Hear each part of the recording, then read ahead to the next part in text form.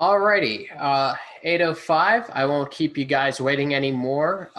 Welcome officially, you guys, to the first real meeting of the League of Poker. I know I gave a lot of firsts there. You got Warren dancing in the background. I love it. But thank you guys for coming out here on a good Tuesday night.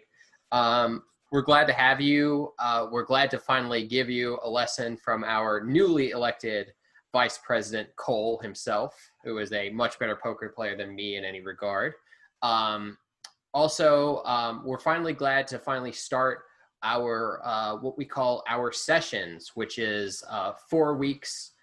We typically break our semester into 4 weeks of play, where we have 3 weeks of round robin play, where we try to find who is the best 9 people to play for prizes in our final table. But you still have a chance to win prizes.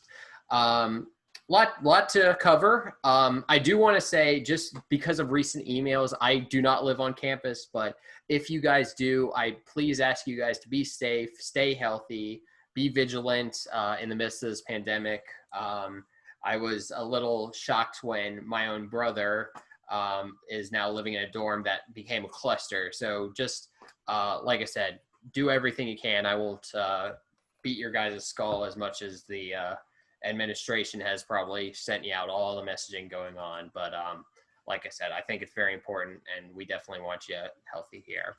So with that said, without further ado, I would like to turn it to Cole, who is going to teach us about no limit hold'em pre-flop play. There we go. Okay. Is everyone in the Zoom, or are you broadcasting on Discord for them to see? I am.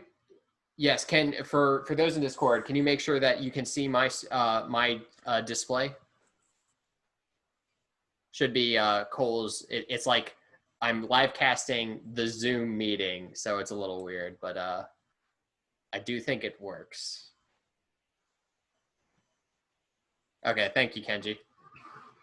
Okay. Tech is so fun. So I'm not exactly sure like how much knowledge everyone has.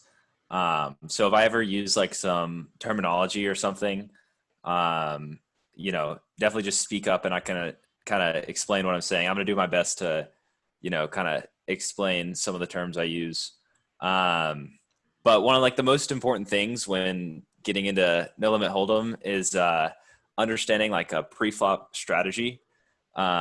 And if you can get down like a pretty solid pre-flop strategy, then you're going to be already on a good course to do pretty well, especially in some of the softer games.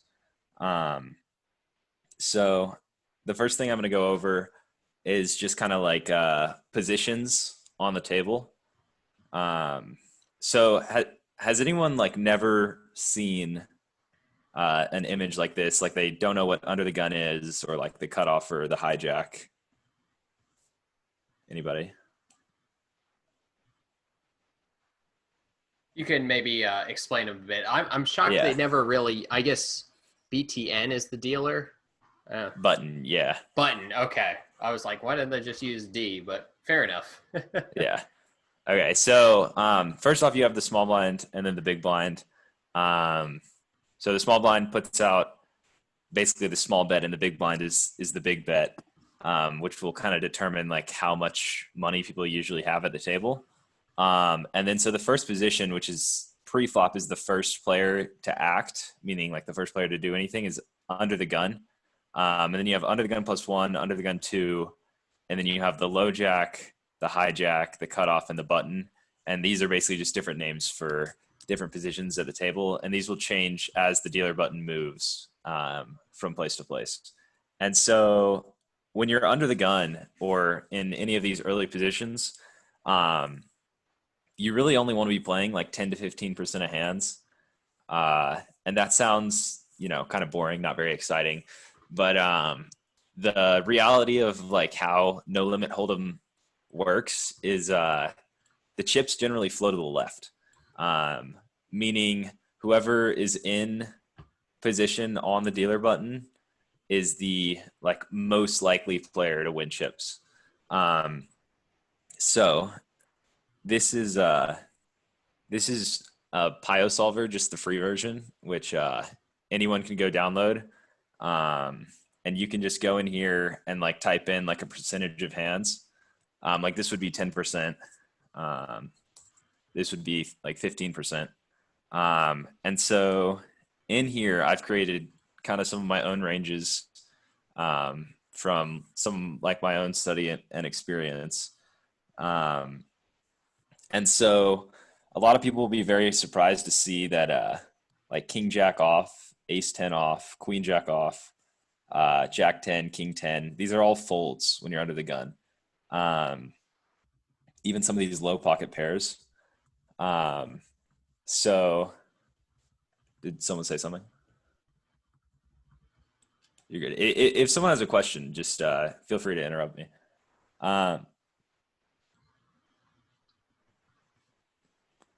Okay. Oh, yeah, go for it.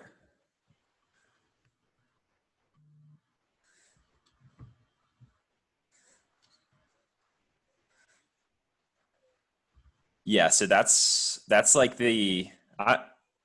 I'm echoing really bad through somebody. It's probably through me.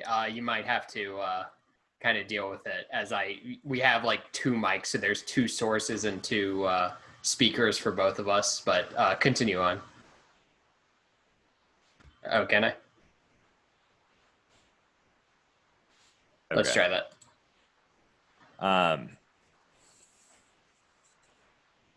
Okay. Okay, so everyone can still hear me? I can hear you. You're good, Cole. Okay, can the people in Discord hear me? Because I did like a server mute, so I'm not sure if they can hear me or not.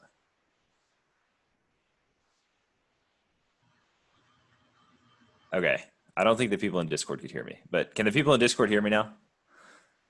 Okay. So I think Warren was asking like this percentage here. I kind of I just put these in. These are kind of like the approximate percentages that are kind of like a balanced amount and kind of like an optimal amount of hands to play from each position. So like the first position under the gun, you can see is like very tight, and this is even like some people might consider this a little bit loose for under the gun. But if you're in a cash game where you have at least 100 big blinds in front of you, I think this is pretty reasonable. And as you get deeper, you can definitely add some of these other hands, especially like these low pairs, just because of the value in hitting a set, which would be three of a kind. But as you get super deep, kind of an interesting thing happens where you have some reverse implied odds with these low pairs, because if you're like 300 or 400 big blinds deep, set over set is kind of like a real concern. And you don't want to lose like 400 big blinds in a hand. So then if I move to under the gun 2, you can see adds like a few more hands to this range. And you could probably throw like ace 10 off in there sometimes.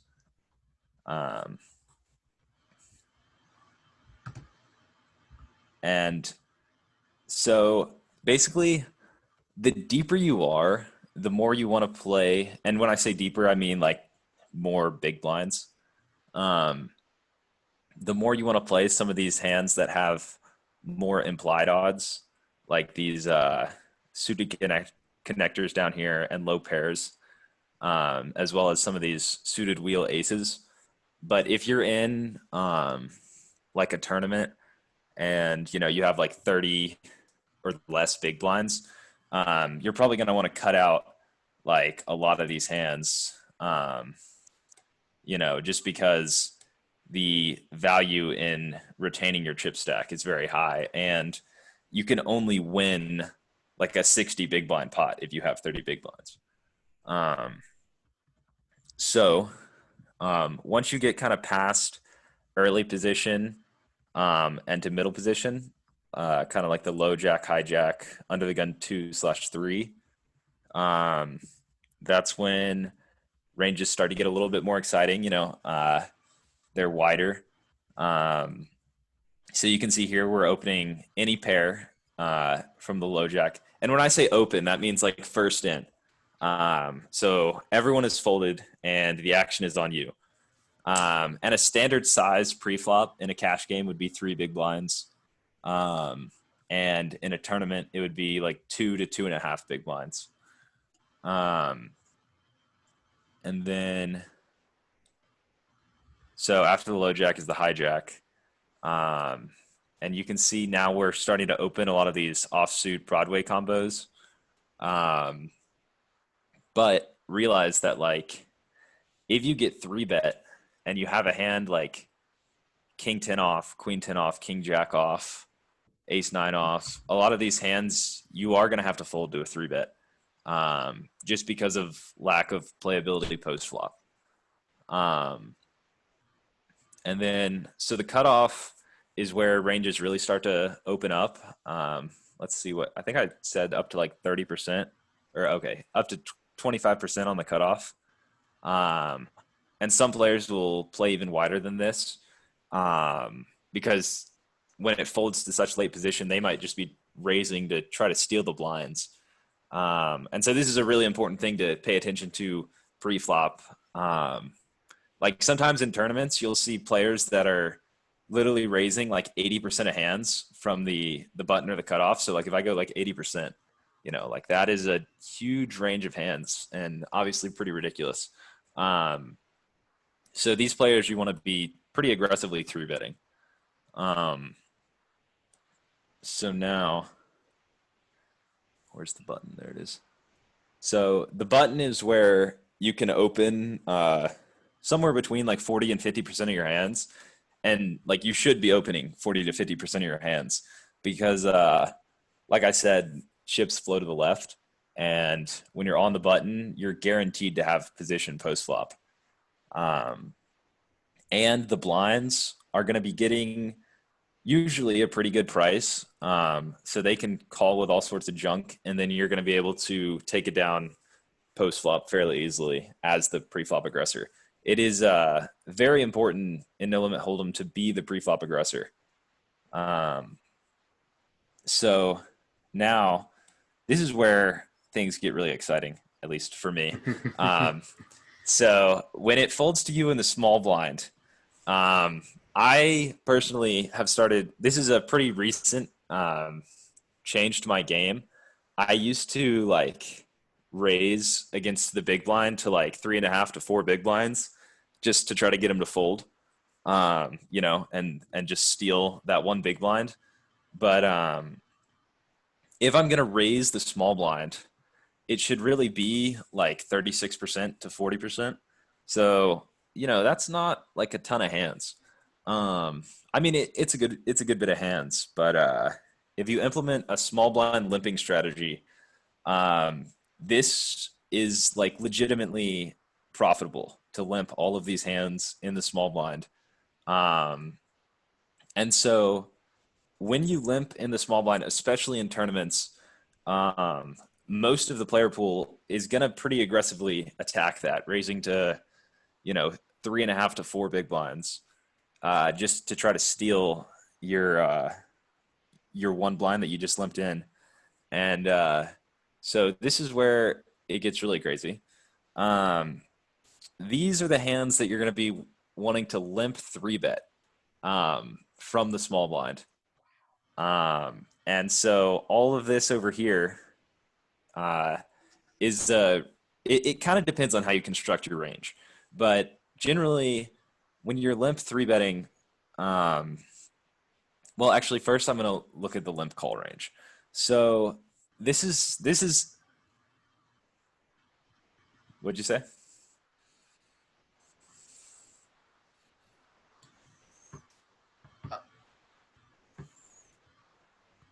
Yeah, Y'all can see these ranges changing, right? Okay. That would have been unfortunate. I'm glad that y'all weren't just staring at this picture of this table while I spoke. It's about it's at nothing. least been changing on my screen too, even as the Okay. presenter. Okay. So basically, these hands you're going to want to limp call with if you get raised by the big blind. And so the way that you want to construct your range on any street, meaning like at any point in a hand of no limit hold'em, is in a very polarized manner. So basically, what we're going to do is we're going to take some of these hands that are kind of not quite good enough to call with. They're kind of at the edge of our calling range, and those we're going to turn into 3-bet bluffs. So that's why all of these hands become 3-bets. And then, so usually these hands over here, like king 4 off, queen 5 off, they have kind of some reverse implied odds, meaning that they're going to be dominated pre-flop a lot of the time. But they also, the reason that I put these into my 3-betting range, at least sometimes, I probably don't 3-bet these every time. Like it might look something more like that. And this 0.5 just means like 50% of the time rather than this 1, which is 100% of the time. Just because these have like a removal effect from some of the better hands that the pre-flop or the big blind will be raising with. And then obviously all of these hands you're 3-betting for value. And then as far as limp folding the small blind, these are kind of, so like you're not folding very much of your range after you limp from the small blind, just because, especially in tournaments, like if you limp, you might get raised by like, here, let me do this. Like the hands that are going to raise you are probably like everything over here. And then a lot of people are gonna 3-bet like their worst hands, or not 3-bet, just raise you with their worst hands because they want you to get out of there. And then they'll check back, you know, a lot of this stuff out here. But yeah, like all this would be filled in. Which is why it is very important to limp raise with some of these hands. And so also here in this limp call range, I would actually, you know, recently I've been just limp calling 100% of the time with aces and kings, especially in tournaments, because if you limp call, players are very liable to just blast off post flop. And I've won a couple of huge pots, blind versus blind, by just limp calling with aces, and just the other guy just triple barrels his entire stack away. And I'm just sitting there check calling with aces. So, I mean, rather than, and like he'll show up with like, you know, 6-8 offsuit. And like if I had raised to 3.5 big blinds pre, he will probably fold. Some players will call, but he'll probably fold. And even if he calls, you see bet the flop and he's just going to fold. And then, so also an important thing. So that's all kind of like all that I just talked about was kind of like first in ranges. Like if you're the first player to raise the pot. How are we looking on time, Justin? Because You've got we could go for 5 more minutes. okay. All right, maybe I'll talk about a little bit more about 3-betting, and then next week we can talk about some of like the calling ranges. But important thing to note is that you should be calling, well, it kind of depends on position, but especially against early position, you should be calling like really, really tight. You know, like if early position is raising with like this range, really you probably be calling with maybe an even tighter range than this. But let's see. Okay, I'm just gonna talk about like kind of the reason behind 3-betting pre-flop, and then we can go ahead and get into some actual play. But basically, the reasons to 3-bet pre-flop are number one is to like isolate a player.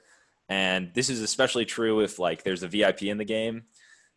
Basically meaning there's a player who is splashing around a lot, and you think you have a significant advantage against post flop, and it's much harder to navigate post flop multi-way than heads up.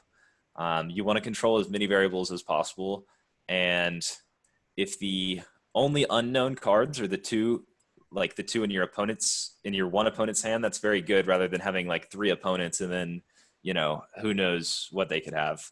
Um, there's like a lot more possibilities. So through betting to isolate, you would generally want to do this when you're in position. And then obviously there's three betting for value, which is going to be your premiums like tens plus, and tens plus meaning tens, jacks, queens, kings, aces, and then some like ace, king, suited and offsuit, and then sometimes mix in like ace, queen off. Um, and then so three betting to steal is definitely something that I do way too often. Here's a way you can exploit me. Basically, if like this happens a lot, like a lot in really soft games. Like one player will raise, and then there will be like five players that call behind. And so as more and more people call, their ranges get worse and worse. So like the fourth person to call, might be calling with like any ace, like just lots of these offsuit combos, a bunch of really bad hands. So like and so if five players call an open, there is a ton of what is known as like dead money on the table. Because once they just call, their range is pretty capped. Like they're not going to have aces through tens or ace king usually, unless they're like a very tricky player. But the majority of the time, it's going to be a much weaker range. So if I have a hand like ace 10 offsuit, I really don't want to take that to a flop like five ways. The ace 10 offsuit is like, it has an ace in it, but the kicker's not great and it's offsuit. If I hit a 10, I'm going to be good a lot of the time, but I still got to worry about that early position raise because he can have all the overpairs. There's so many players in here. Anyone could have hit a set. So I really like to squeeze with ace 10 offsuit sometimes just because you have an ace in your hand and you block a lot of the stronger hands in your opponent's range. Usually if there's a bunch of callers, you're not going to get everyone to fold with your squeeze, but you'll at least get it heads up. And that makes it a lot easier to navigate post flop. And then you can also three bet as a bluff, which is kind of the same as stealing. However, stealing is usually done from the small blind. But three betting as the bluff, kind of was best illustrated by the small blind range that I was showing. Where you have like these sorts of hands. And then, so this is kind of like a three betting range versus an early position opener. As you can see, we are not three betting very often against an early position opener. You have a few bluffs in there. And then it's mainly just value. Like in tournaments, I definitely don't three bet jacks against an under the gun open, and I will sometimes three bet queens. But the reality is, like, if you three bet and then get four bet by the under the gun opener, like, fold ace queen. Don't fold ace queen, but be very worried because you're going to be dominated, or they're going to have an overpair to your queen a lot of the time. And so, yeah, that's kind of like the intro. It was a lot really fast, but that's like the intro to kind of some pre-flop strategy, at least how I approach it. Does anyone have any questions about these ranges and stuff? Yeah.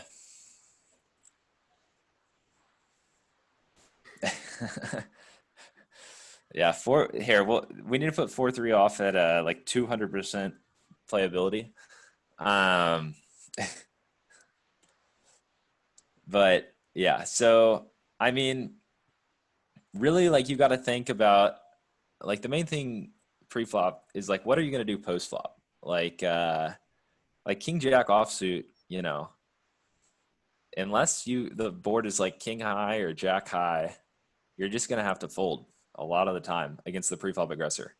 Um, so like cold calling with a lot of these offsuit Broadway hands is not always super great.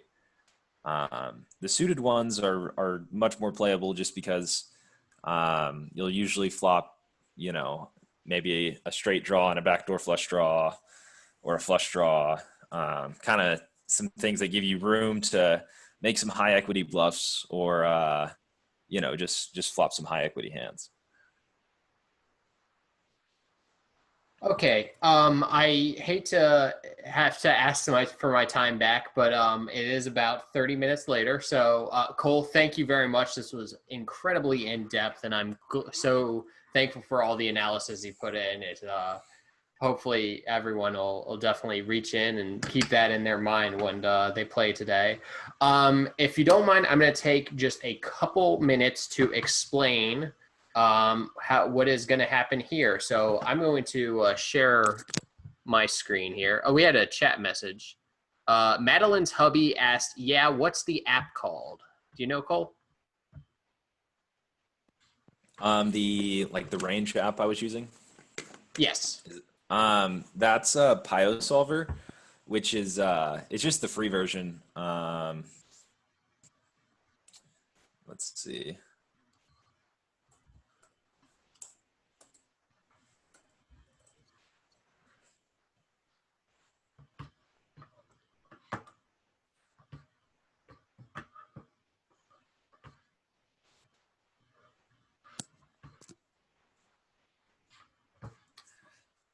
We might do I that later, Warren. I definitely have like if anyone has hands that they want to, you know, like submit or send in the Discord and we can like break them down in any of the meetings, I would be like super excited to do that. And I can definitely come up with some hands for us to look at. Some crazy spots.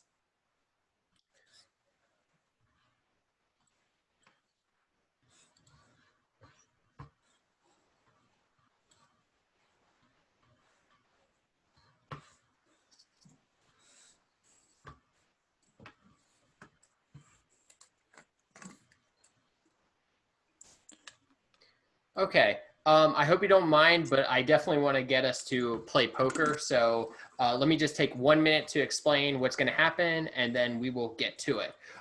So as you can see, and I have posted this to VC Text, which I will post there. For everybody here, I've sorted you all into two different tables. You'll be able to join the table you're assigned to. We will play poker. You're going to buy in for 200 chips. The blinds are going to be set at 1 and 2, and we will play for 60 seconds. If you bust, it's okay. That's what happens. But if you do not buy back in. You're only allowed one buy-in per time. After 60 minutes, we will pause each table and take a screenshot of your standings. Those standings will be given based on points. So we will first place gets 1 point, second place gets 2, all the way to however many people busted. So if only one person busted and there were 12 people, they would have 12 points. But if 3 people busted, they would each get 10 points. Now, with that all said, we have 3 weeks of regular meetings like this, so 3 weeks of regular play. We will only, if you come to all 3 meetings, we'll drop your lowest score and take your 2 best scores, and we'll add them up. If you only come to 1 meeting, we will only we'll take that score and add the worst week between the 2 weeks that you weren't here in terms of who busted. After that, this will determine the standings of who gets to make it to final table, where you can play for more Amazon gift cards and like I said, I think that's everyone wants to do that. So that was a lot there. Is everybody good with that? And Madeline, in chat, I just posted a link so you can join the Discord. Thanks, Warren. Okay, with that all said, I will have the a timer displayed on my screen, and I will let you guys know of anything there. But other than that, I will probably end our Zoom call. Thank you all for joining. You can now hop into the table VCs, join the game. Please let me know, just be careful. Poker Now only lets you put like 9 characters in your name. So just keep me alert as to who is who on the table. But otherwise, good luck, and may the best person win. Buy in for 200 chips. All right. Yes. Cool. VC chat, VC text. So I'll just for one more good measure, just so everyone knows that. I hope here should at you all or alert you there. Okay, I'm going to end the Zoom call, and we will get the thing started.